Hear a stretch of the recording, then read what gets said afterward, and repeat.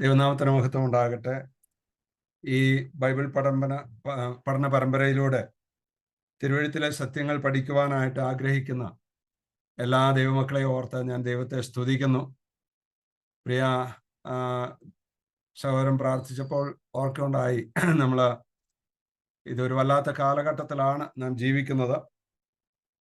ഈ കാലഘട്ടത്തിൽ ദൈവവചനത്തോട് വളരെ സ്നേഹം കാണിക്കുന്നവർ അല്ലെങ്കിൽ ദൈവവചനത്തോട് പ്രീതി കാണിക്കുന്നവർ വളരെ കുറവാണ്. എന്നാൽ ഇത്രയും ശൗര്യശൗരന്മാർക്ക് ദൈവവചനം പഠിക്കുവാനും അതിലെ ആത്മീയ സത്യങ്ങൾ മനസ്സിലാക്കുവാനും ദൈവം നൽകിയിരിക്കുന്ന താല്പര്യത്തെ ഓർത്ത് ദൈവത്തെ സ്തുതിക്കുന്നു.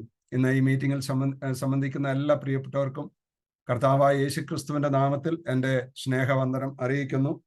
അതോടൊപ്പം തന്നെ ഈ വേദപഠന ക്ലാസ്സിൽ എനിക്കും പങ്കാളിയാകുവാനായിട്ട് ഇങ്ങനെ ഒരു അവസരം ഒരുക്കി തന്ന ഇതിൻ്റെ സംഘാടകരോടുള്ള എൻ്റെ നന്ദിയും സ്നേഹവും ഞാൻ അറിയിക്കുകയാണ്. നമ്മൾ ഓർപ്പിച്ചതുപോലെ ഇന്ന് നാം പത്രോസിന്റെ 2-ാം ലേഖനമാണ് പഠിക്കുവാനായിട്ട് ആരംഭിക്കുന്നത്. ഈ ലേഖനം പഠനത്തിലൂടെ നമുക്ക് നമ്മുടെ ജീവിതത്തിൽ, ആത്മീയ ജീവിതത്തിൽ നാം ആവശ്യം അറിഞ്ഞിരിക്കേണ്ടതും നമ്മുടെ ജീവിതം എങ്ങനെ ആയിരിക്കണം എന്നുള്ളത് ദൈവവചനത്തിൽ ദൈവത്തിന്റെ ആത്മാവ് രേഖപ്പെടുത്തിയിരിക്കുന്നത് മനസ്സിലാക്കുവാനും ദൈവമായ കർത്താവ് നമുക്ക് കൂടുതൽ കൃപ നൽകട്ടെ എന്ന് പ്രാർത്ഥിക്കുന്നു. ഒരു പുസ്തകം നാം പഠിക്കുമ്പോൾ അതിന് ചില ക്രമങ്ങളുണ്ട്. ആ ക്രമങ്ങളനുസരിച്ച് തന്നെ മുമ്പോട്ട് പോകുവാനാണ് ദൈവകൃപയിൽ ഞാൻ ആശ്രയിക്കുന്നത്. അതായത് ആരെഴുതി, ആർക്കെഴുതി, എന്തിനെഴുതി, എവിടെ വെച്ച് എഴുതി, എപ്പോൾ എഴുതി എന്നിത്യാദി കാര്യങ്ങൾ നമ്മൾ ഒരു പുസ്തകം പഠിക്കുമ്പോൾ മനസ്സിലാക്കേണ്ടതാണ്.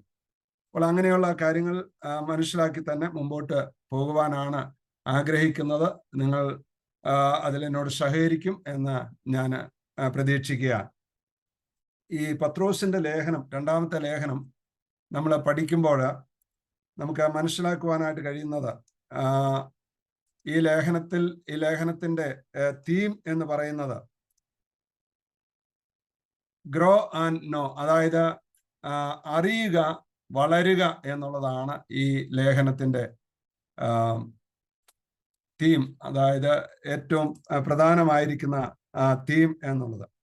അതുപോലെ തന്നെ ഈ ലേഖനത്തിൽ നമുക്ക് കാണുവാനായിട്ട് കഴിയുന്ന ഒരു പ്രധാന വാക്ക് ഗ്ലോറി എന്നുള്ള വാക്കാണ്.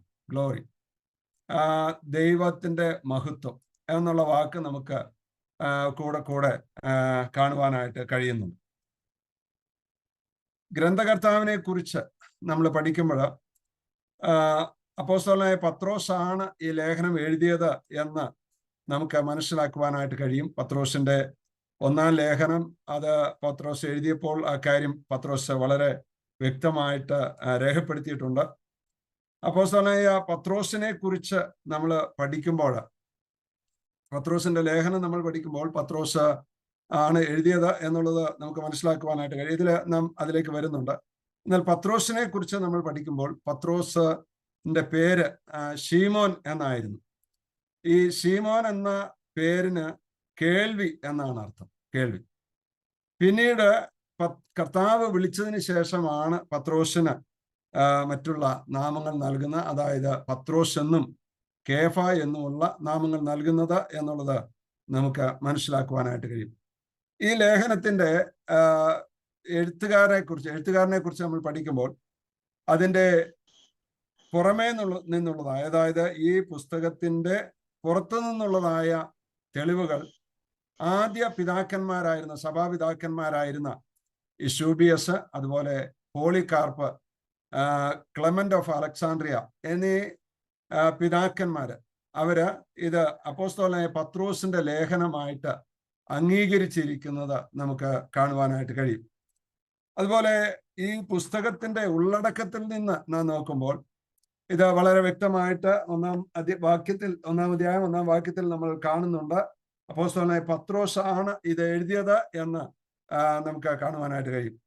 അതുപോലെ തന്നെ പത്രോസ് ഈ ലേഖനം എഴുതിയെന്നുള്ളതിന് മറ്റനേക തെളിവുകൾ ഈ പുസ്തകത്തിൽ നമുക്കുണ്ട്.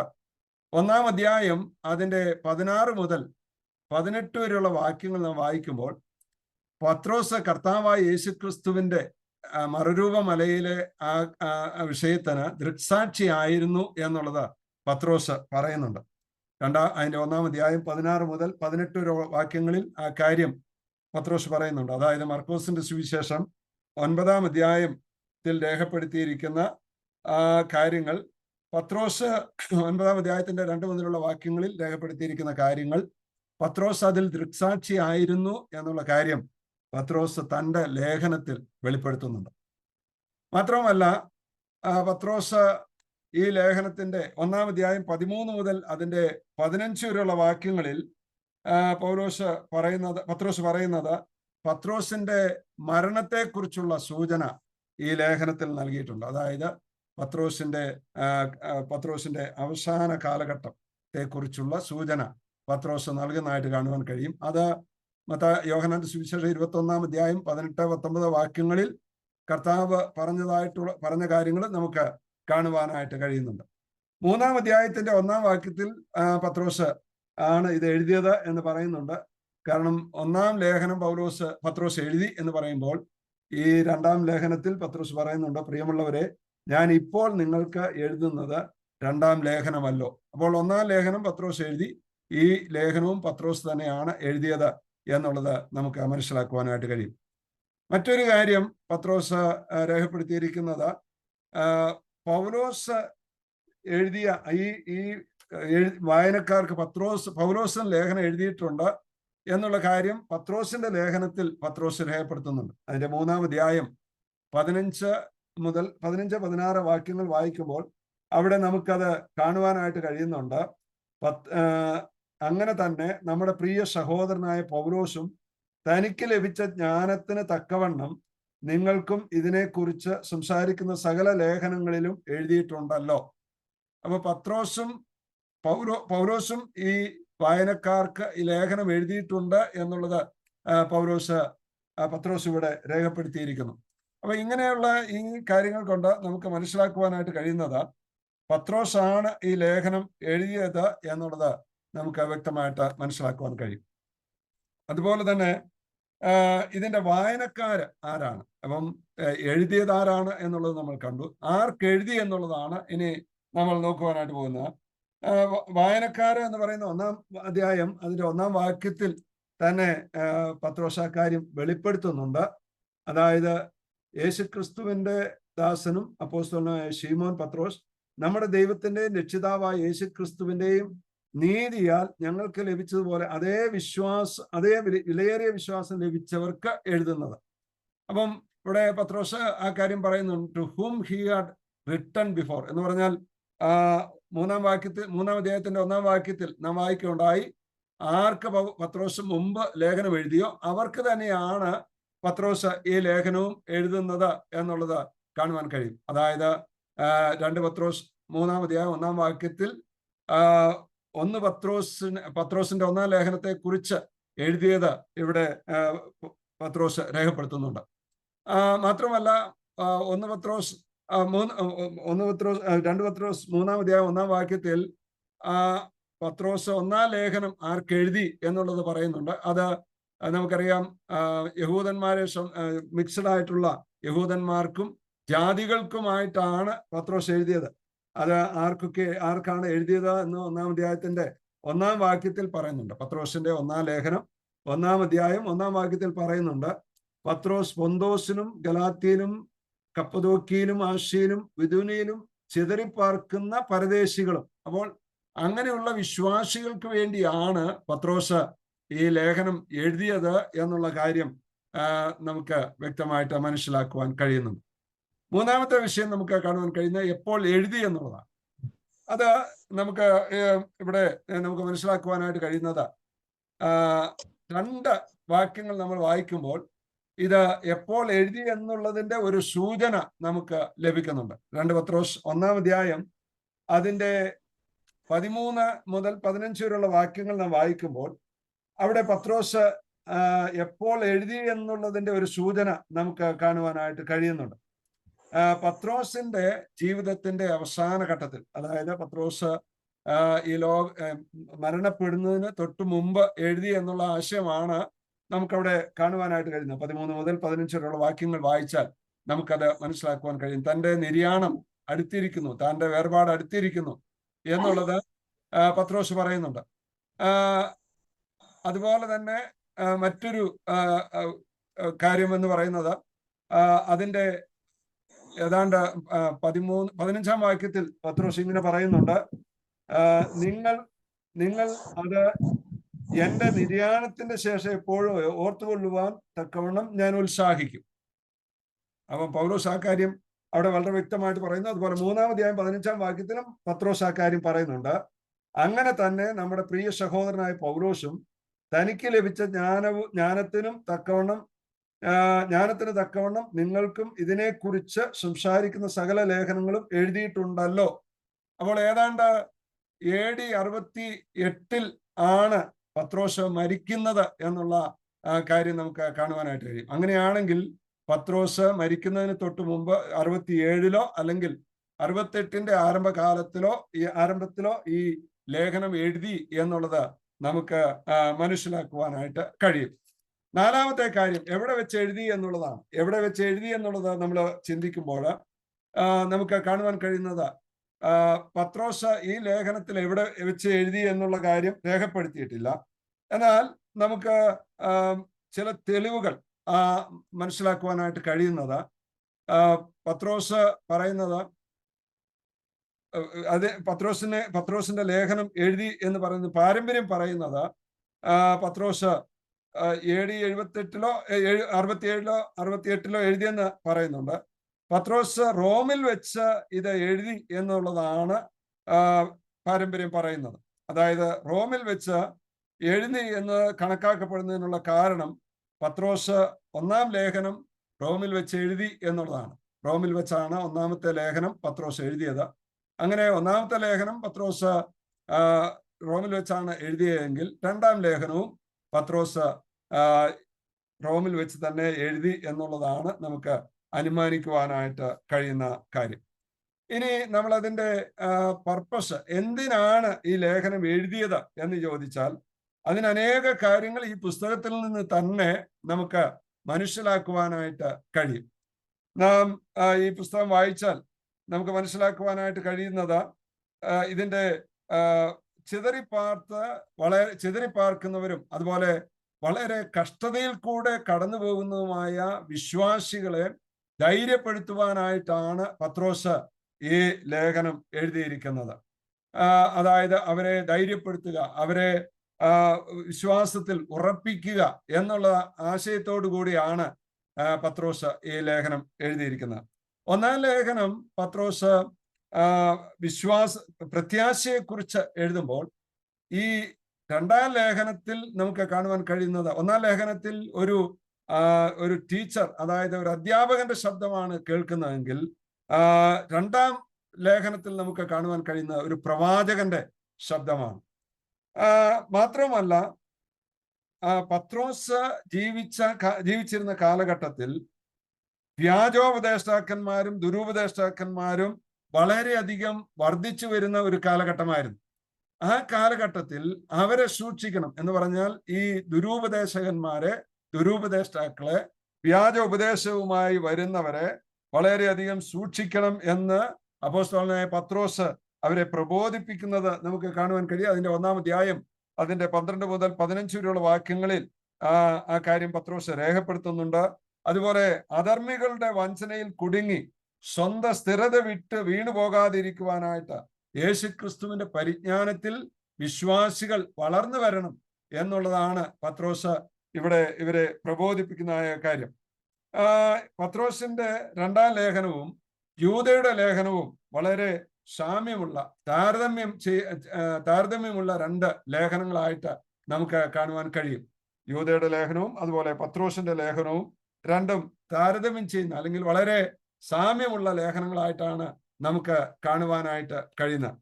അതുപോലെ തന്നെ തിമത്യോസിന്റെ 1-ാം ലേഖനവും പത്രോസിന്റെ 2-ാം ലേഖനവും തമ്മിലും നമുക്ക് വളരെയധികം താരതമ്യം കാണുവാനായിട്ട് കഴിയും.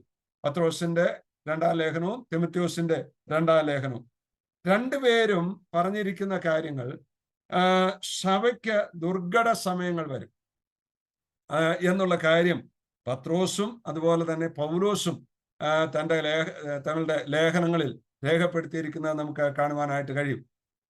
നമ്മളിപ്പം പത്രോസിന്റെ 1-ാം ലേഖനം വായിക്കുമ്പോഴും, അതുപോലെ പത്രോസിന്റെ 2-ാം ലേഖനം വായിക്കുമ്പോഴും, തിമത്യോസിന്റെ 2-ാം ലേഖനം വായിക്കുമ്പോഴും അവിടെ സഭയ്ക്ക് ഉണ്ടാകാൻ പോകുന്ന പ്രശ്നങ്ങളെ കുറിച്ച് പത്രോസ് വിവരിക്കുന്നതായിട്ട് നമുക്ക് കാണുവാനായിട്ട് കഴിയുന്നുണ്ട്.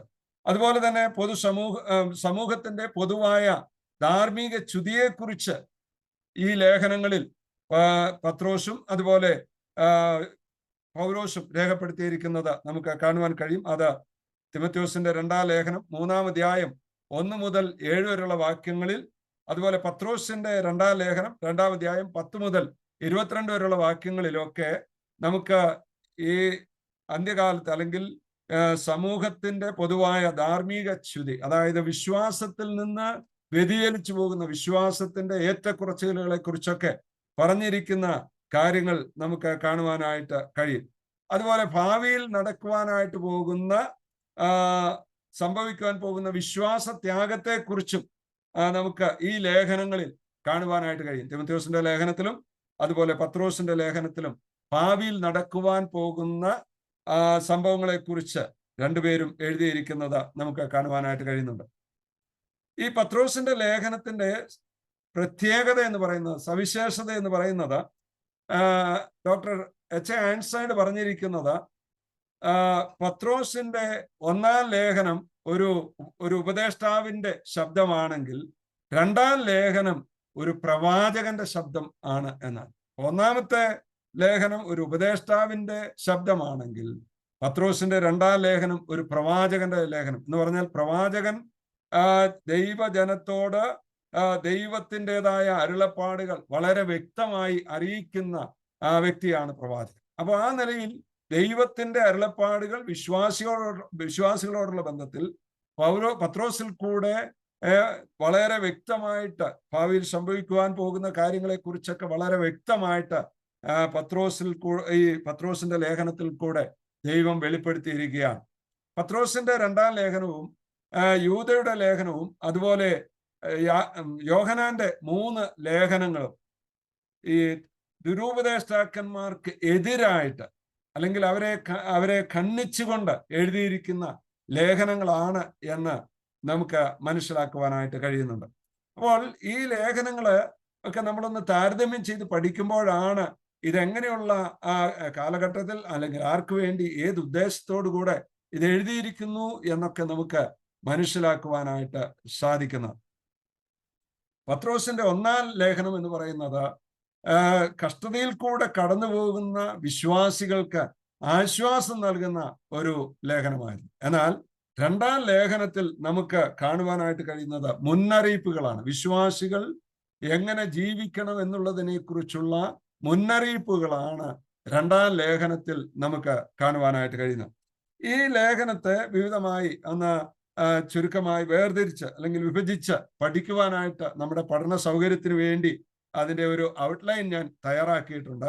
ഒന്നാമത് അതിൻ്റെ 1-ാം അധ്യായം 1-2 വാക്യങ്ങളിൽ ഇൻട്രൊഡക്ഷൻ, അതായത് പത്രോസിനെ കുറിച്ച് വെളിപ്പെടുത്തുകയാണ്. അല്ലെങ്കിൽ പത്രോസ് ആരാണ് ഈ ലേഖനം എഴുതുന്നത്, പത്രോസിന്റെ യോഗ്യത എന്താണ്, പത്രോസിന്റെ ക്വാളിഫിക്കേഷൻ എന്താണ് എന്നുള്ളത് പത്രോസ് അവിടെ വെളിപ്പെടുത്തുകയാണ്.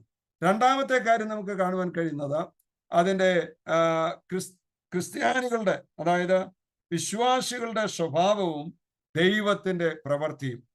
1-ാം അധ്യായം 3 മുതൽ 11 വരെയുള്ള വാക്യങ്ങളിൽ രേഖപ്പെടുത്തിയിരിക്കുന്ന വിഷയം അതാണ്, വിശ്വാസികളുടെ സ്വഭാവവും ദൈവത്തിന്റെ പ്രവൃത്തിയും. 3-ാമത് നമുക്ക് കാണുവാൻ കഴിയുന്ന the Christian nature and the word of God. അവിടെ 3-ാമത് നമുക്ക് കാണുവാൻ കഴിയുന്ന വിശ്വാസികളുടെ സ്വഭാവവും ദൈവത്തിന്റെ വചനവും. അത് നാം 1-ാം അധ്യായം 12 മുതൽ 21 വരെയുള്ള വാക്യങ്ങളിൽ നമുക്ക് കാണുവാനായിട്ട് കഴിയും. വിശ്വാസികളുടെ സ്വഭാവവും ദൈവത്തിന്റെ വചനവും. 4-ാമത്തെ വിഭജനം എന്ന് പറയുന്നത് the Christian's warfare and the attack of false teachers. അതായത് വിശ്വാസികളുടെ പോരാട്ടവും ദുരുപദേഷ്ടാക്കന്മാരുടെ ആക്രമണവും. ക്രിസ്ത്യാനികളുടെ പോരാട്ടവും ദുരുപദേഷ്ടാക്കന്മാരുടെ ആക്രമണവും. അതാണ് 2-ാം അധ്യായത്തിലെ വിഷയം. 2-ാം അധ്യായത്തിൽ ആ വിഷയത്തെക്കുറിച്ചാണ് പത്രോസ് വിവരിച്ചിരിക്കുന്നത്. 5-ാമത്തെ വിഭജനം എന്ന് പറയുന്നത് the Christian's hope and the Lord's return. വിശ്വാസികളുടെ പ്രത്യാശയും കർത്താവായ യേശു ക്രിസ്തുവിന്റെ വീണ്ടും വരും. ഇങ്ങനെ 5 നിലയിൽ നമുക്ക് ഈ പുസ്തകത്തെ, അതായത് ഈ ലേഖനത്തെ വേർതിരിച്ച് പഠിക്കുവാനായിട്ട് സാധിക്കും. ഇനി നമുക്ക് അതിന്റെ 1-ാം അധ്യായത്തിലേക്ക് വരാം. 1-ാം അധ്യായത്തിന്റെ 1-2 വാക്യങ്ങൾ വായിക്കാം. പത്രോസിന്റെ 2-ാം ലേഖനം 1-ാം അധ്യായം 1-2 വാക്യങ്ങൾ ഞാനൊന്ന് വായിക്കാം. ശ്രദ്ധിക്കുക.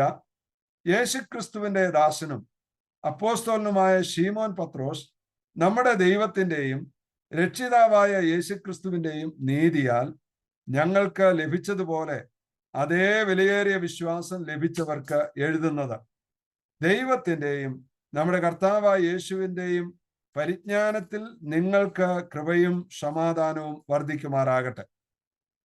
ഇവിടെ അപ്പോസ്തലനായ പത്രോസ് ഈ ലേഖനത്തിൽ വളരെ വ്യക്തമായിട്ട് പറയുന്നു ആരാണ് ഇത് എഴുതിയത് എന്നുള്ളതിനെ കുറിച്ച് പത്രോസ് പറയുകയാണ്. 3 വാക്കുകളാണ് പത്രോസ് ഇവിടെ രേഖപ്പെടുത്തിയിരിക്കുന്നത് നമുക്ക് കാണുവാൻ കഴിയുന്നത്. പത്രോസ് ആരാണ്, അല്ലെങ്കിൽ പത്രോസിനെ കുറിച്ച് പത്രോസ് വെളിപ്പെടുത്തുമ്പോൾ അല്ലെങ്കിൽ പറയുമ്പോൾ പറയുന്ന 3 വാക്കുകൾ. 1 യേശുക്രിസ്തുവിന്റെ ദാസൻ, 2 അപ്പോസ്തലൻ, 3 ശീമോൻ പത്രോസ്.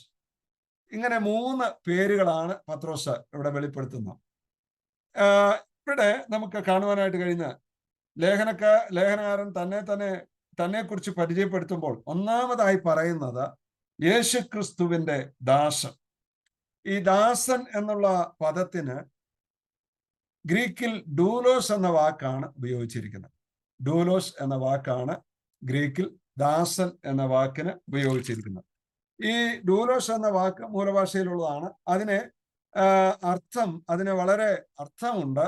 വളരെ ആഴമേറിയ അർത്ഥമാണ് ഈ ദാസൻ എന്നുള്ള വാക്കിന് ദൈവവചനത്തിലുള്ളത്. അവിടെ ദാസൻ എന്ന് പത്രോസ് പറയുമ്പോൾ നമുക്ക് യോഹന്നാന്റെ സുവിശേഷം അതിന്റെ 12-ാം അധ്യായത്തിൽ ഒരു വാക്ക് നമുക്ക് ഇങ്ങനെ കാണുവാനായിട്ട് കഴിയും. യോഹന്നാന്റെ സുവിശേഷം 12-ാം അധ്യായം അതിന്റെ 26-ാം വാക്യം. അവിടെ നമ്മൾ ഇങ്ങനെയാണ് വായിക്കുന്നത്: എനിക്ക് ശുശ്രൂഷ ചെയ്യുന്നവൻ എന്നെ അനുഗമിക്കട്ടെ, ഞാൻ ഇരിക്കുന്നിടത്ത് എൻ്റെ ശുശ്രൂഷക്കാരനും ഇരിക്കും, എനിക്ക് ശുശ്രൂഷ ചെയ്യുന്നവനെ പിതാവ് മാനിക്കും. അപ്പൊ അവിടെ ശുശ്രൂഷക്കാരൻ അല്ലെങ്കിൽ ഡൂലോസ് എന്ന പദമാണ് അവിടെ ഉപയോഗിച്ചിരിക്കുന്നത്, ദാസൻ. അപ്പൊ കർത്താവ് പറയുകയാണ്, എനിക്ക് ശുശ്രൂഷ ചെയ്യുന്നവൻ എന്നെ അനുഗമിക്കട്ടെ, ഞാൻ ഇരിക്കുന്നിടത്ത് എൻ്റെ ശുശ്രൂഷകനും ഇരിക്കും. ഈ ശുശ്രൂഷകൻ എന്ന് പറഞ്ഞാൽ സെർവന്റ്, അതായത് സെർവന്റ് ഓഫ് ദി മാസ്റ്റർ. അവിടെ അതിന് വളരെ ആഴമേറിയ അർത്ഥമുണ്ട് എന്ന് ഞാൻ പറഞ്ഞല്ലോ. പഴയ നിയമത്തിലും പുതിയ നിയമത്തിലും സെർവൻസ് എന്നുള്ള പദം ഉപയോഗിച്ചിരിക്കുന്ന അല്ലെങ്കിൽ പേര് പറഞ്ഞിരിക്കുന്ന പലരെ നമുക്ക് കാണുവാനായിട്ട് കഴിയും. മോശയെക്കുറിച്ച് ദൈവം തന്നെ പറഞ്ഞ വാക്ക് നമുക്ക് കാണുവാൻ കഴിയും. അത് ആവർത്തന പുസ്തകം 34-ാം അധ്യായം 5-ാം വാക്യത്തിലും അതുപോലെ സംഖ്യാപുസ്തകം 12-ാം അധ്യായം 7-ാം വാക്യവും നമ്മൾ വായിക്കുമ്പോൾ അവിടെ എൻ്റെ ദാസനായ മോശെ എന്ന് പറയുന്നുണ്ട്. എൻ്റെ ദാസനായ മോശെ. ഈ എൻ്റെ ദാസനായ മോശെ എന്ന് മോശയെക്കുറിച്ച് പറയുന്നു. അതുപോലെ യോശുവയെക്കുറിച്ച് യോശുവയുടെ പുസ്തകം 24-ാം അധ്യായം 29-ാം വാക്യത്തിൽ നമുക്ക് കാണുവാനായിട്ട് കഴിയുന്നുണ്ട്. യോശുവയെക്കുറിച്ച് അവിടെ വളരെ വ്യക്തമായിട്ട് പറയുന്നത്, അതായത് ഇസ്രായേലിന്റെ സേനാനായകനായിരുന്ന യോശുവയെക്കുറിച്ച് ദൈവം പറയുകയാണ്, എൻ്റെ ദാസനായ യോശുവ. അതുപോലെ രാജാക്കന്മാരിൽ അഗ്രഗണ്യനായിരുന്ന ദാവീദിനെ കുറിച്ചും ദൈവത്തിന്റെ ദാസനായ ദാവീദ് എന്ന് രേഖപ്പെടുത്തിയിരിക്കുന്നത് നമുക്ക് കാണുവാൻ കഴിയും. 2 ശമൂവേലിന്റെ പുസ്തകം 3-ാം അധ്യായം അതിന്റെ 18-ാം വാക്യത്തിൽ. അങ്ങനെ പഴയ നിയമത്തിൽ ഇനിയും ധാരാളം ഉണ്ട്, പക്ഷെ എല്ലാം നമുക്ക് വായിക്കുവാനായിട്ടോ അല്ലെങ്കിൽ ചിന്തിക്കുവാനായിട്ടോ സമയമില്ലല്ലോ. അതുപോലെ തന്നെ പുതിയ നിയമത്തിലേക്ക് നാം വരുമ്പോഴും കർത്താവിന്റെ ദാസൻ അല്ലെങ്കിൽ ദൈവത്തിന്റെ ദാസൻ എന്നുള്ള പദപ്രയോഗം നമുക്ക് കാണുവാൻ കഴിയും. കർത്താവിന്റെ ദാസൻ പൗലോസാണ് ഏറ്റവും അധികം ആ വാക്കുകൾ ഉപയോഗിച്ചിരിക്കുന്നത്. റോമാലേഖനം 1-ാം അധ്യായം 1-ാം വാക്യം.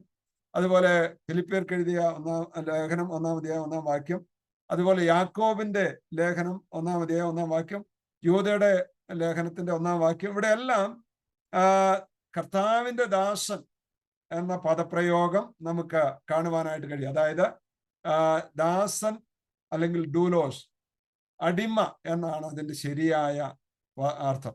അടിമ, ദാസൻ എന്ന് പറഞ്ഞാൽ അടിമ എന്ന പദമാണ്.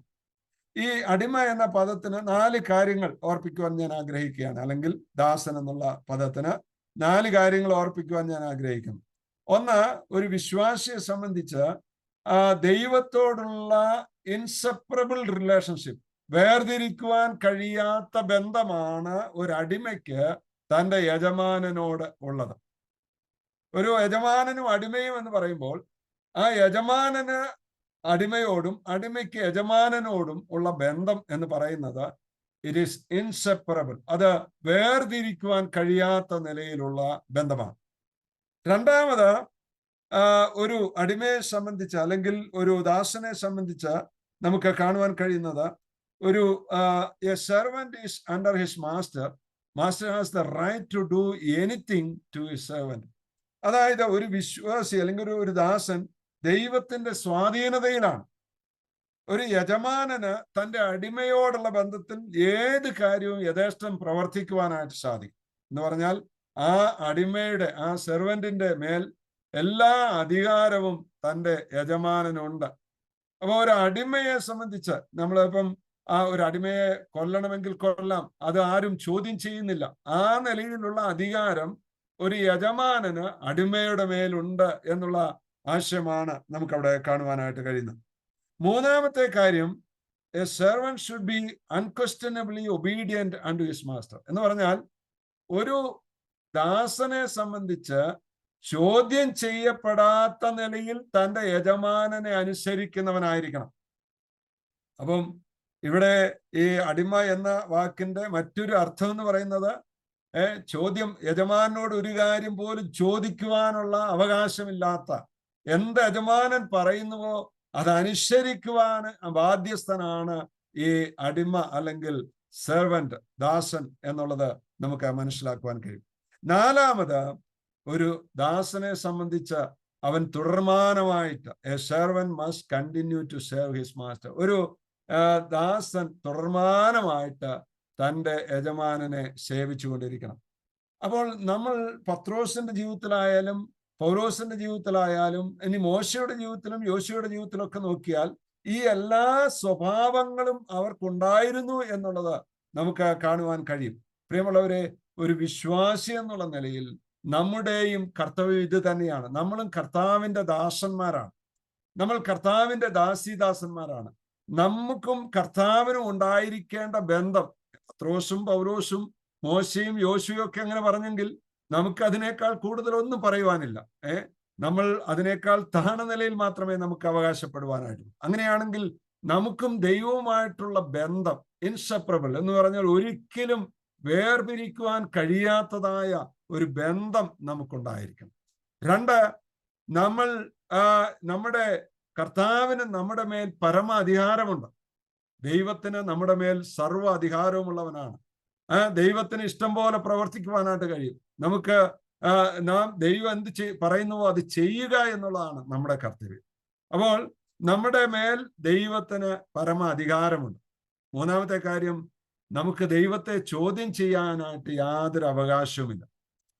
ഒരു ദേവദാസൻ ഇങ്ങനെ പറഞ്ഞിട്ടുണ്ട്, നമുക്ക് ദൈവത്തോട് ചോദിക്കാം, വെൻ, വേർ എന്നൊക്കെ നമുക്ക് ചോദിക്കാം, എവിടെയാണ്, എപ്പോഴാണെന്നൊക്കെ നമുക്ക് ദൈവത്തോട് ചോദിക്കാം. എന്നാൽ എന്തുകൊണ്ട്, വൈ എന്ന് ചോദിക്കുവാനുള്ള അധികാരം നമുക്കില്ല. അത് ദൈവത്തിന്റെ പരമാധികാരത്തിൽപ്പെട്ട കാര്യമാണ്. അപ്പോൾ ദൈവത്തിന്റെ വചനം എന്ത് പറയുന്നുവോ, ദൈവത്തിന്റെ വചനം നമ്മോട് എന്ത് കൽപ്പിക്കുന്നുവോ അതനുസരിച്ച് ജീവിക്കുക എന്നുള്ളതാണ് നമ്മുടെ കടപ്പാട്. ഒരു അടിമ എന്നുള്ള നിലയിൽ, ഒരു ദാസൻ എന്നുള്ള നിലയിൽ നമ്മൾ അതനുസരിച്ച് ജീവിക്കുക, ദൈവത്തെ അനുസരിക്കുക, ദൈവവചനം അനുസരിക്കുക. അതായിരിക്കണം നമ്മുടെ ജീവിതത്തിലെ ഏറ്റവും വലിയ ലക്ഷ്യം. അങ്ങനെ നമ്മൾ ആ യജമാനനെ അനുസരിച്ച് യജമാനനെ പ്രസാദിപ്പിക്കുക എന്നുള്ളതാണ് നമ്മുടെ കർത്തവ്യം അല്ലെങ്കിൽ നമ്മുടെ ഉത്തരവാദിത്വം. നമ്മൾ അത് ചെയ്യുന്നുണ്ടോ എന്നുള്ളത് നമ്മളൊന്ന് പരിശോധിക്കേണ്ടത് ആവശ്യമാണ്. മാത്രമല്ല, നമ്മൾ അവനെ ശുശ്രൂഷിച്ചുകൊണ്ടേയിരിക്കണം, അവനെ സേവിച്ചുകൊണ്ടേയിരിക്കണം. നമ്മുടെ ജീവിതത്തിൽ നമ്മൾ ചിന്തിക്കുമ്പോൾ ഈ ദൈവത്തെ അറിയുവാനോ അല്ലെങ്കിൽ ഈ ദൈവത്തെ ദൈവമായിട്ട് വിശ്വസിച്ച ദൈവത്തെ സ്നേഹിക്കുവാനോ ദൈവത്തെ മഹത്വപ്പെടുത്താനോ ഒന്നും നമുക്ക് യാതൊരു അർഹതയും യോഗ്യതയും ഇല്ലായിരുന്നു. ആ യാതൊരു യോഗ്യതയും അർഹതയും ഇല്ലാതിരുന്ന നമ്മെ ദൈവം തിരഞ്ഞെടുത്ത് ദൈവത്തിന്റെ മക്കളാക്കി, മാത്രമല്ല ദൈവത്തിന്റെ ദാസീദാസന്മാരാക്കി. നമുക്ക് ലഭിച്ചിരിക്കുന്ന എത്ര വലിയ ഭാഗ്യമാണ്! ഈ ദൈവത്തോടുള്ള ബന്ധം, അവനാണ് നമ്മുടെ യജമാനൻ, കർത്താവാണ് നമ്മുടെ യജമാനൻ. ആ കർത്താവുമായിട്ട് സ്ഥാപിച്ചിരിക്കുന്ന ബന്ധം അതൊരിക്കലും നമുക്ക് നഷ്ടപ്പെടുത്തുവാനായിട്ട് കഴിയാത്ത വിധത്തിലുള്ള ബന്ധമാണ്. രണ്ട്, ആ യജമാനന് നമ്മൾ ഒരു കാര്യം മനസ്സിലാക്കണം, നമ്മുടെ മേൽ സർവാധികാരവുമുണ്ട്. പലപ്പോഴും നമ്മുടെ ജീവിതത്തില് പ്രയാസങ്ങളോ ബുദ്ധിമുട്ടുകളോ അല്ലെങ്കിൽ ഞെരുക്കങ്ങളോ ഒക്കെ വരുമ്പോൾ നമ്മൾ ചോദിക്കാറുണ്ട്, കർത്താവേ, എന്തുകൊണ്ട് എനിക്കിങ്ങനെ സംഭവിച്ചു?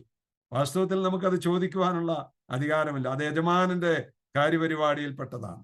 അപ്പോൾ ആ യജമാനൻ എന്ത് വേണമെങ്കിലും നമ്മുടെ ജീവിതത്തിൽ ചെയ്യുവാനുള്ള അധികാരമുണ്ട്. മൂന്നാമത്, നമ്മൾ ചോദ്യം ചെയ്യാതെ നമ്മുടെ യജമാനനെ അനുസരിക്കുന്ന ആ മനോഭാവം നമുക്കുണ്ടാകും. നമ്മുടെ ജീവിതത്തിൽ ഉടനീളം ആ യജമാനനെ സേവിക്കുന്ന അനുഭവം നമുക്കുണ്ടായിരിക്കും. ഇതാണ് ഒരു യജമാനനും അതുപോലെ അടിമയും തമ്മിലുള്ളതായ ബന്ധം. അതാണ് ഇവിടെ പത്രോസ് പറയുന്നത്, കർത്താവായ യേശു ക്രിസ്തുവിന്റെ ദാസൻ. രണ്ടാമത്തെ വാക്ക് പത്രോസ് ഉപയോഗിച്ചിരിക്കുന്നത് അപ്പോസ്തോലൻ എന്ന വാക്കാണ്. പത്രോസിന്റെ 1-ാം ലേഖനത്തിലും നാം ഇത് കാണുന്നുണ്ട്. പത്രോസ് ഇവിടെ പറയുന്നത് മനുഷ്യനോടുള്ള ബന്ധത്തിൽ ക്രിസ്തുവിന്റെ അപ്പോസ്തോലനും കർത്താവിനോടുള്ള ബന്ധത്തിൽ കർത്താവിന്റെ ദാസനുമായിരുന്നു. അപ്പോൾ ഇവിടെ പത്രോസ് പറയുകയാണ്, പത്രോസ് ആരാണ് എന്നുള്ളത് പറയുമ്പോൾ പറയുന്നത്, പത്രോസ് പറയുക കർത്താവിന്റെ അപ്പോസ്തോലനായ പത്രോസ് എന്ന പത്രോസ് തന്നെ യേശുക്രിസ്തുവിന്റെ അപ്പോസ്തോലനായ പത്രോസ് എന്ന് പറയാണ്. അപ്പോസ്തോലൻ എന്ന് പറഞ്ഞാൽ, അതായത് പത്രോസ് കർത്താവായ യേശുക്രിസ്തുവിന്റെ ഒരു ദാസൻ മാത്രമല്ല, അപ്പോസ്തോലനുമായിരുന്നു. അപ്പോസ്തോലൻ എന്ന് പറഞ്ഞാൽ എന്താണ് അതിന്റെ അർത്ഥം? ഒരു പ്രത്യേക സന്ദേശവുമായി അയക്കപ്പെട്ടവൻ എന്നാണ് അതിന്റെ അർത്ഥം. അപ്പൊ പത്രോസിനെ സംബന്ധിച്ച് കർത്താവ് ഒരു പ്രത്യേക നിയോഗം കൊടുത്ത് അയച്ചതാണ്. അത് നമുക്ക് മനസ്സിലാക്കുവാനായിട്ട് കഴിയും. പത്രോസ് മനുഷ്യരോടുള്ള ബന്ധത്തിൽ ക്രിസ്തുവിന്റെ അപ്പോസ്തോലനും കർത്താവിനോടുള്ള ബന്ധത്തിൽ കർത്താവിന്റെ ദാസനുമായിരുന്നു എന്നുള്ളത് പത്രോസ് പറയുകയാണ്. ജനത്തിന് നൽകുവാനായി കർത്താവിൽ നിന്ന് ആധികാരികമായ ഒരു സന്ദേശം പത്രോസിന് ലഭിച്ചിരുന്നു. നമുക്കറിയാമല്ലോ, നമ്മൾ അപ്പോസ്തല പ്രവൃത്തി 2-ാം അധ്യായമൊക്കെ വായിക്കുമ്പോൾ പത്രോസ് അവിടെ ആ 3000 അവിടെ കൂടിയിരുന്ന ജനത്തോട് സുവിശേഷം പ്രസംഗിക്കുന്ന, യേശുക്രിസ്തുവിനെ കുറിച്ചുള്ള ആ സുവിശേഷം അവിടെ ശക്തമായി പ്രസംഗിക്കുന്ന നമുക്ക് കാണുവാനായിട്ട് കഴിയും. പത്രോസിന് ആ അധികാരം കർത്താവിൽ നിന്ന് ലഭിച്ചതാണ്. കർത്താവിൽ നിന്ന് ലഭിച്ചു. ആ അധികാരം പത്രോസ് ഉപയോഗിച്ചിട്ടുണ്ട്. മാത്രമല്ല, പത്രോസ് പറയുകയാണ്, ഞാൻ യേശുക്രിസ്തുവിന്റെ അപ്പോസ്തലൻ എന്ന് പറഞ്ഞാൽ കർത്താവായ യേശുക്രിസ്തുവിൽ നിന്ന് ജനത്തിന് നൽകുവാനായിട്ട് ഒരു സന്ദേശം പത്രോസിന് കർത്താവിൽ നിന്ന് ലഭിച്ചിട്ടുണ്ട് എന്നുള്ള കാര്യം പത്രോസ് അവിടെ വളരെ വ്യക്തമായിട്ട് രേഖപ്പെടുത്തുകയാണ്. ഇനി മൂന്നാമത്തെ കാര്യം നമുക്ക് അവിടെ കാണുവാനായിട്ട് കഴിയുന്നത്, പത്രോസ് തന്റെ പേരവിടെ വെളിപ്പെടുത്തുകയാണ്. ശീമോൻ പത്രോസ് എന്ന് പത്രോസ് തന്നെ വെളിപ്പെടുത്തുന്നു. അതായത് തന്നെ പരിചയപ്പെടുത്തുന്നു.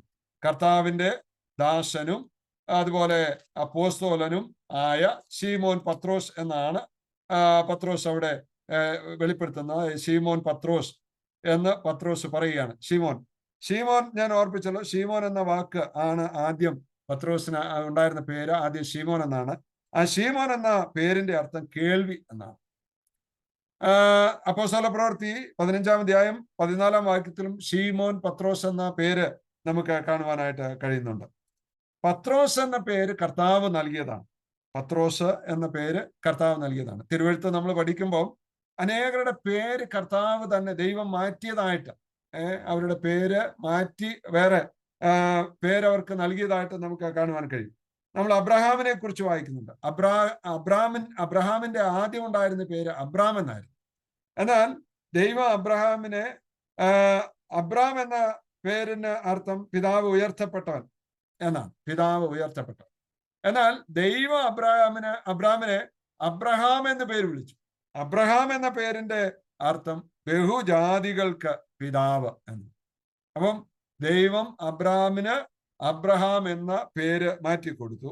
അബ്രാം എന്നുള്ളതിന് പിതാവ് ഉയർത്തപ്പെട്ടവൻ എന്നാണ് അർത്ഥമെങ്കിൽ അബ്രഹാം എന്നുള്ളതിന് ബഹുജാതികൾക്ക് പിതാവ് എന്ന് ആണ് അർത്ഥം. അതുപോലെ സാറയെ കുറിച്ച് നമ്മൾ വായിക്കുന്നുണ്ട്.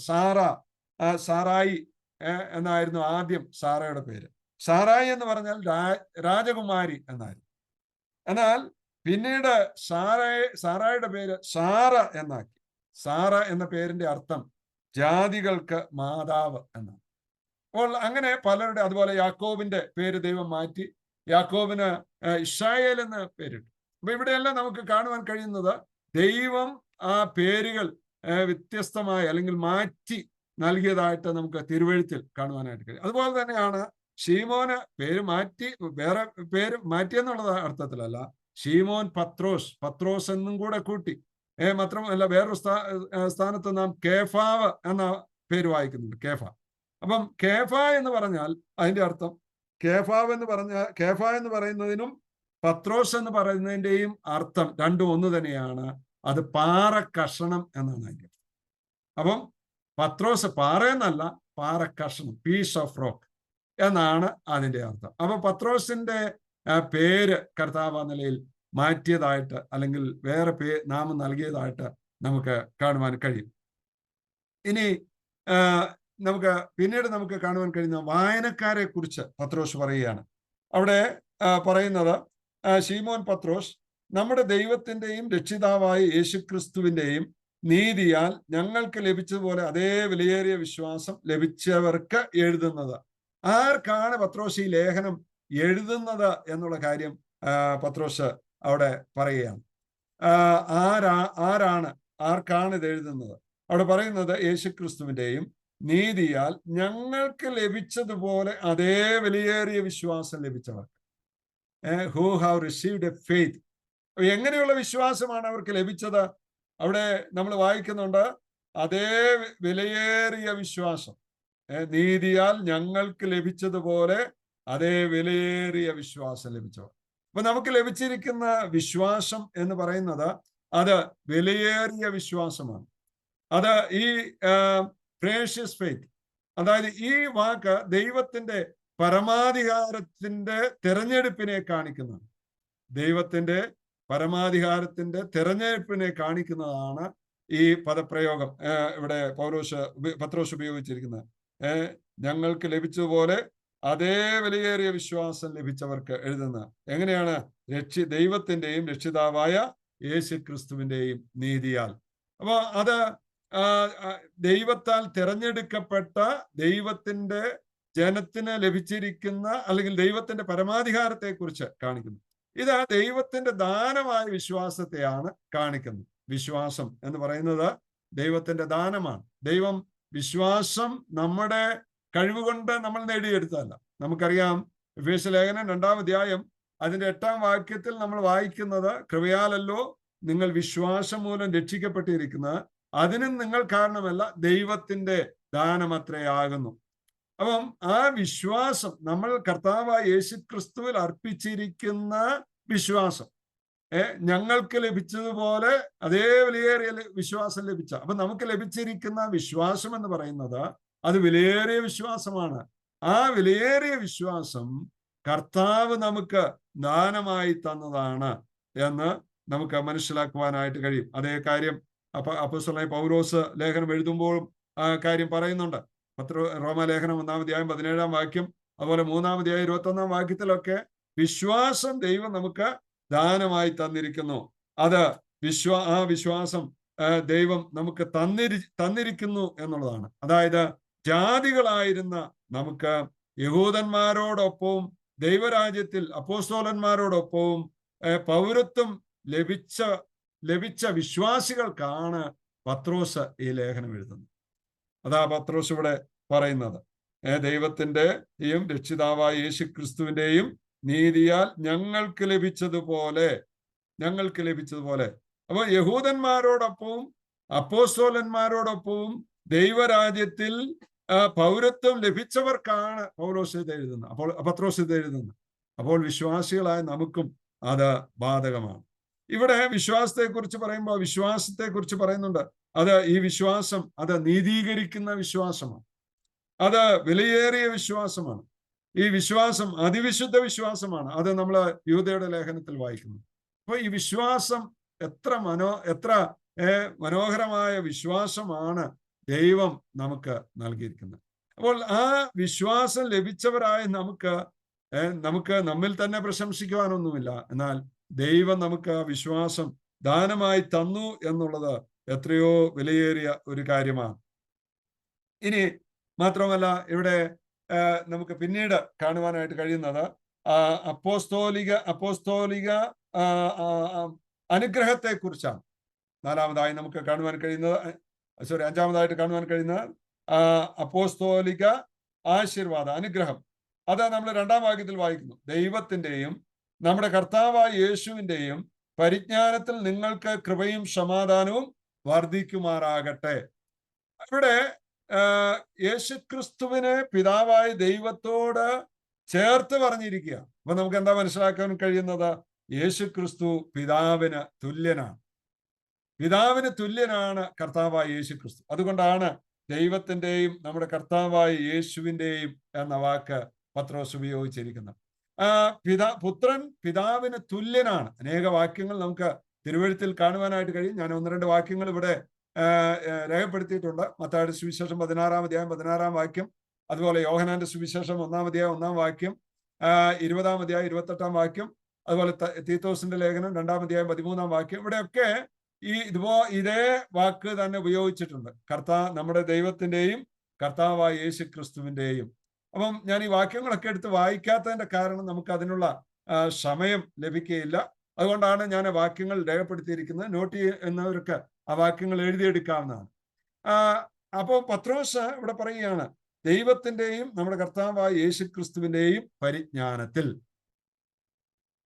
ഈ പദപ്രയോഗം, അതായത് ദൈവത്തിന്റെയും നമ്മുടെ കർത്താവായ യേശു ക്രിസ്തുവിന്റെയും എന്നുള്ള പദപ്രയോഗം, the word Lord and Saviour, കർത്താവും രക്ഷിതാവും ആയ യേശുക്രിസ്തു എന്ന പദപ്രയോഗം ഈ ലേഖനത്തിൽ 5 പ്രാവശ്യം രേഖപ്പെടുത്തിയിരിക്കുന്നത് നമുക്ക് കാണുവാൻ കഴിയും. പത്രോസിന്റെ 2-ാം ലേഖനത്തിൽ 5 പ്രാവശ്യം ഈ വാക്ക് രേഖപ്പെടുത്തിയിട്ടുണ്ട്. The word Lord and Saviour, കർത്താവും രക്ഷിതാവുമായ യേശുക്രിസ്തു എന്ന കർത്താവും രക്ഷിതാവും ആയ യേശുക്രിസ്തു എന്ന പദപ്രയോഗം ഈ ലേഖനത്തിൽ 5 പ്രാവശ്യം രേഖപ്പെടുത്തിയിട്ടുണ്ട്. 1-ാം അധ്യായം 1-ാം വാക്യത്തിലുണ്ട്, 11-ാം വാക്യത്തിലുണ്ട്, അതുപോലെ 2-ാം അധ്യായം 20-ാം വാക്യത്തിലുണ്ട്, 3-ാം അധ്യായം 2-ാം വാക്യം, 18-ാം വാക്യം. ഇവിടെയെല്ലാം ആ പദപ്രയോഗം നമുക്ക് കാണുവാനായിട്ട് കഴിയുന്നു. ഇനി അതേ വാക്യത്തിൽ തന്നെ മറ്റൊരു കാര്യം കൂടെ അവിടെ പറയുന്നുണ്ടല്ലോ. ആശീർവാദത്തിൽ എന്താണ് പറയുന്നത്? നിങ്ങൾക്ക് കൃപയും സമാധാനവും വർദ്ധിക്കുമാറാകട്ടെ. സാധാരണ അപ്പോസ്തലനായ പൗലോസിന്റെ ആശീർവാദം അല്ലെങ്കിൽ പൗലോസ് ലേഖനം എഴുതുമ്പോഴൊക്കെ പറഞ്ഞിരിക്കുന്ന പദപ്രയോഗം കൃപയും കരുണയും സമാധാനവും എന്ന് പൗലോസ് രേഖപ്പെടുത്തിയിരിക്കുന്ന നമുക്ക് കാണുവാൻ കഴിയും. ഇവിടെ പത്രോസ് പറഞ്ഞിരിക്കുന്ന പദപ്രയോഗം കൃപയും സമാധാനവും എന്നുള്ളതാണ്. എന്താണ് കൃപ എന്ന് പറയുന്നത്? കൃപ എന്ന് പറഞ്ഞാൽ unfavourable gift. God gives us really what we don't deserve. നമ്മൾ അർഹിക്കാത്തത് ദൈവം നമുക്ക് തരുന്നതാണ് ദൈവത്തിന്റെ കൃപ എന്ന് പറയുന്നത്. എന്താണ് ദൈവം നമുക്ക് അർഹിക്കപ്പെടാത്തത് തന്നത്? അത് രക്ഷയാണ്, അത് നിത്യജീവനാണ്, അത് സ്വർഗമാണ്. പ്രിയമുള്ളവരെ, നമ്മൾ അർഹിക്കാത്ത ആ നിത്യജീവൻ, ആ രക്ഷ, സ്വർഗം നമുക്ക് ദാനമായി തരുവാനായിട്ട് ദൈവത്തിന് പ്രസാദമായി, ദൈവത്തിന്റെ കൃപയാൽ. അതുകൊണ്ടാണ് പൗലോസ് പറയുന്നുണ്ട്, കൃപയാലല്ലോ നിങ്ങൾ വിശ്വാസം മൂലം രക്ഷിക്കപ്പെട്ടിരിക്കുന്നു. അപ്പൊ ദൈവത്തിന്റെ കൃപ, ഇന്നും ദൈവത്തിന്റെ കൃപ നമ്മിൽ വ്യാപരിച്ചുകൊണ്ടിരിക്കുകയാണ്. ആ ദൈവകൃപയാൽ നാം രക്ഷിക്കപ്പെട്ടു. അത് തന്നെ ഒരു വലിയ വിഷയമാണ്. കൃപ എന്നുള്ളത് ആ വിഷയം തന്നെ വലിയൊരു വിഷയമാണ്. അതിലേക്ക് ഞാൻ കടക്കുന്നില്ല. ആ കൃപയാൽ നാം രക്ഷിക്കപ്പെട്ടു. ആ കൃപയിൽ ദൈവം നമ്മെ സൂക്ഷിക്കുന്നു. ആ കൃപയിൽ ദൈവം നമ്മെ വളർത്തുന്നു. ആ കൃപയിൽ നമ്മെ ദൈവം ഉപദേശിക്കുന്നു. ദൈവകൃപ ഇന്നും നമ്മിൽ വ്യാപരിച്ചു കൊണ്ടിരിക്കുന്നു. രണ്ടാമത്തെ കാര്യം ഇവിടെ പത്രോസ് രേഖപ്പെടുത്തിയിട്ടില്ല. ഗ്രേസ്, മേഴ്സി എന്ന പദപ്രയോഗം. കരുണ അല്ലെങ്കിൽ കരുണ എന്ന പദപ്രയോഗം, മേഴ്സി എന്ന അതിന്റെ അർത്ഥം God is not giving us what we really deserve. നമ്മൾ അർഹിക്കുന്നത് ദൈവം നമുക്ക് തരാതിരിക്കുന്നതാണ് ദൈവത്തിന്റെ കരുണ. അതെന്താണ് നാം അർഹിക്കുന്നത്? പാപം ചെയ്ത് ദൈവ തേജസ് നഷ്ടപ്പെട്ട നമുക്ക് അർഹമായത് നിത്യമായ നരകം മാത്രമായിരുന്നു. എന്നാൽ ആ നിത്യമായ നരകം നമുക്ക് തരാതിരിക്കുന്നതാണ് ദൈവത്തിന്റെ കരുണ എന്ന് പറയുന്നത്. എഫേസ്യർ 2-ാം അധ്യായം 1-ാം വാക്യത്തിൽ നാം വായിക്കുന്നുണ്ട്, കരുണാസമ്പന്നനായ ദൈവമോ നമ്മെ സ്നേഹിച്ച മഹാസ്നേഹ നിമിത്തം. പ്രിയമുള്ളവരെ, നമ്മൾ എത്രയോ അനുഗ്രഹിക്കപ്പെട്ടവരാണ്. ദൈവം നമുക്ക് ന്യായമായത് അല്ലെങ്കിൽ അർഹിക്കപ്പെട്ടത് തരാതിരിക്കുന്നു എന്നുള്ളതാണ് ദൈവത്തിന്റെ കരുണ. ആ ദൈവത്തോട് നമ്മൾ എത്രമാത്രം വിശ്വസ്തരായിരിക്കണം. ആ ദൈവത്തെ നാം എത്രമാത്രം സ്നേഹിക്കണം. കൃപയാൽ ദൈവം നമുക്ക് അർഹമല്ലാതിരുന്ന രക്ഷദാനമായി തന്നു. മാത്രമല്ല, ആ കൃപയാൽ, ആ കരുണയാൽ ദൈവം നമുക്ക് അർഹമായിരുന്നത് തരാതെ ഇരുന്നു എന്നുള്ളതും നമുക്ക് കാണുവാനായിട്ട് കഴിയും. എന്നാൽ പീസ് എന്ന, അതായത് ദൈവത്തിന്റെ അവിടെ ജ്ഞാനത്തിൽ നിങ്ങൾക്ക് കൃപയും സമാധാനവും വർദ്ധിക്കുമാറാകട്ടെ. സമാധാനം എന്ന് പറയുന്നത് എന്താണ്? ഈ കൃപയുടെയും, ഞാൻ ഇങ്ങനെ പറയട്ടെ, കൃപയുടെയും കരുണയുടെയും അനന്തര ഫലമാണ് സമാധാനം എന്ന് പറയുന്നത്. അതെങ്ങനെ അപ്പോസ്തലനായ പൗലോസ് പറയുമ്പോൾ റോമാലേഖനത്തിൽ പറയുന്നുണ്ട്, വിശ്വാസത്താൽ നീതീകരിക്കപ്പെട്ടിട്ട് നമ്മുടെ കർത്താവായ യേശുക്രിസ്തു മൂലം നമുക്ക് ദൈവത്തോട് സമാധാനമുണ്ട്. അപ്പം കൃപയുടെയും കരുണയുടെയും അനന്തര ഫലമാണ് സമാധാനം. ഇന്ന് നാം അനുഭവിക്കുന്ന സമാധാനം.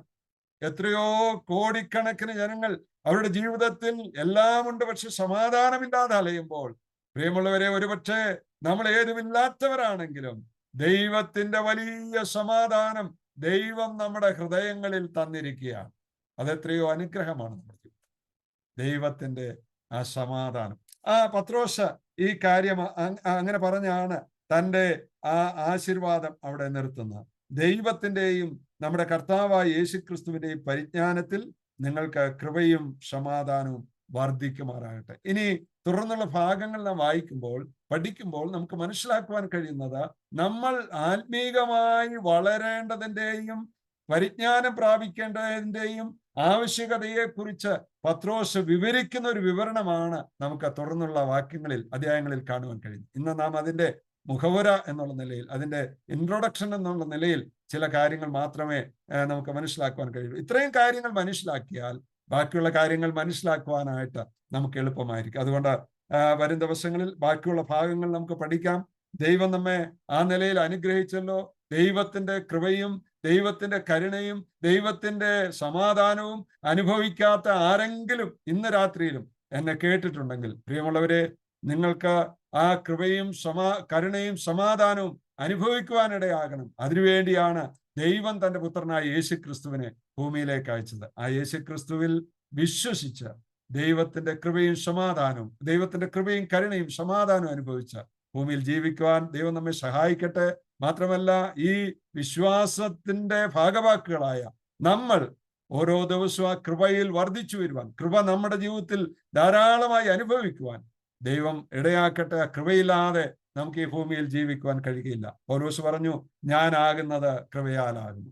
ആ കൃപ നമ്മെ താങ്ങി നിലനിർത്തുന്നു. ആ കൃപയിൽ ആശ്രയിച്ചുകൊണ്ട് ഓരോ ദിവസവും നമുക്ക് മുമ്പോട്ട് പോകാം. അതിനായി വലിയവനായ കർത്താവ് നമ്മെ സഹായിക്കട്ടെ. ഈ വചനങ്ങളാൽ ദൈവം നമ്മെ എല്ലാവരെയും അനുഗ്രഹിക്കട്ടെ. ദൈവത്തിന്